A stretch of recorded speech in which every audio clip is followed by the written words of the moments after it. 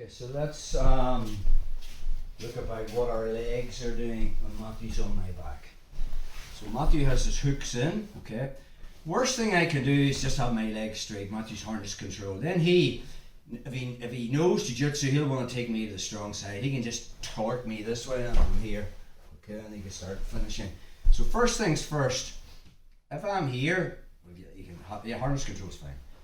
If I'm here, I'm bringing my feet towards my butt. Okay, now I have control of whatever side I want to go to. Matthew's no control. His feet aren't even on the mat. I mean, if he tries to pull me that way, I can just open up my right leg. If he tries to pull me that way, my left leg can stop that.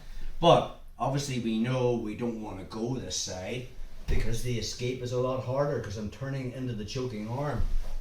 So back in the day it was always called the choking arm is pointing to the side that you want to escape to. So I obviously want to escape to the underhook side. So I bring 2 feet in. Okay, now the biggest mistake people make from this position is they just use their one of their legs to push to get them on their side. Then they try to get their back on the mat, and sometimes that can be difficult.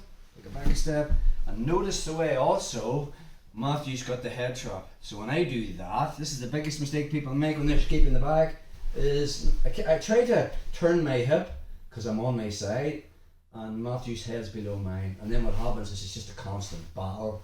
And 9 times out of 10 you don't get the escape. Let's just talk about our legs first. So Matthew's harness control, yeah, perfect.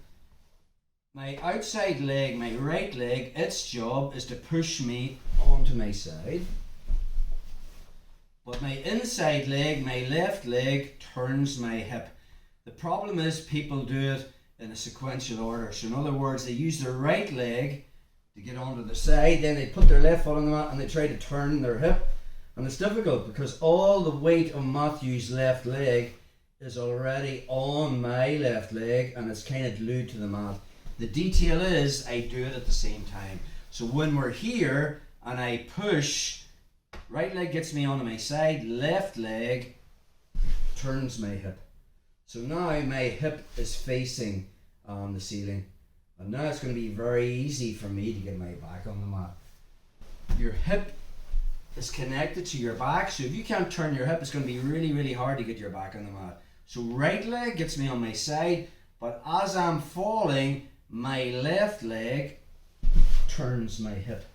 Same time I'm beating the head trap. I've already covered that. So I'll just bring my head forward. Even Matthew's got his chin there, just combining it with the last move. From that position, maybe he's going for that choke. I'm already tucking my chin, driving back, pushing with my foot, and that's the turn of my hip. Once I'm in this position, it's going to be very easy for me to get my back on the mat, and then we'll be carrying on with the sequence one more time as to what reaction Matthew will be doing after that. So he starts to have the head trap, he's starting to turn the choke. I tuck my chin, turn, use my head to push, and now my right foot's getting me in that direction, but my left foot turns my hip. So my hip's pointing straight up. Obviously from here I'm still driving with my head. I want to get my head to the mat, start working to get my back to the mat, and then it'll depend on what Matthew wants to do. He'll either try to mount from there or I will come up on top. So that is what our legs are doing.